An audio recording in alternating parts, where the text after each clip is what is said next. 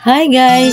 Saya ng mukha ni Inday ah. May dumating kasing grasya. Dumating si best friend at may pasalubong. Ayan o, maruya. Saging pa din. Pero may pizza. Ito ang sikat na pizza dito sa San Miguel, Bulacan. Mura na, masarap pa. At syempre, ang binili ni best friend na flavor, yung gusto ko, Hawaiian. Sarap nito, pero syempre, uunahin ko muna yung mga bata. Pare-pareho kasi namin gusto ang pizza na to. At habang kumakain sila, naisip ko, wala palang iinumin. May natira pa akong sago dito, kaya gagawin kong magic water. Hinugasan ko po muna mabuti, tsaka ko pakukuluan. Magic water po ang tawag dito kasi tubig at sago lang. Instant juice na. Nilagyan ko din ng asukal yung sago para may lasa. Okay na po itong sago natin, pwede na nating timplahin. Ilalagay lang po natin ito sa isang pitchel ng tubig. Lalagyan din po natin ng asukal para tumamis. Pag nahalo na, pwede na nating ilagay ang banana essence. Yan ang magpapasarap sa magic water na to.